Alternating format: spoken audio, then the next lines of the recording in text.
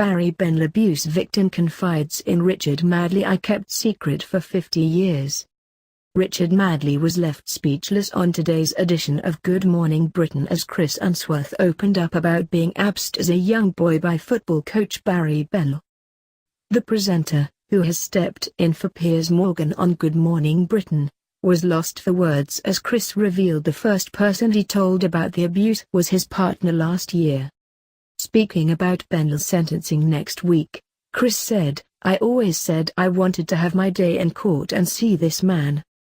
Obviously he never came to court before because he was too ill. But on Monday I will have my day." As he opened up about his abuse, presenter Ranvir Singh noted that Chris was overcome with emotion, commenting, "I can see the tears pricking up in your eyes. For you and all the victims who have come out, the blame is obviously with him, who did all of this. And he talked about it so callously, it meant nothing to him what he did to you. Is there a wider fault around the system protecting youngsters?" Chris replied, "I think then there wasn't anything in place but now there is. When I 8 years old I didn't know where to turn to. We all have our dreams of becoming professional footballers and we didn't want that dream to be shattered." Probing Chris about when he decided to come forward, Richard asked, "Who was the first person you told?" "I told my partner only last year," Chris explained. The 61-year-old was visibly stunned as he simply replied, "Geez, how difficult was that?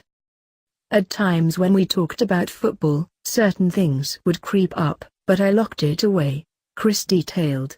"I walked away from football when I was about 14 or 15. He went on to add, "My partner saw Andy Woodward on the Victoria Derbyshire show and as soon as I saw his face I knew what it was all about. I thought, it's time I have to help." She didn't know anything. "I went home that night because we didn't live together and told her then. I don't think she was shocked, I think she saw something in my face that alerted her."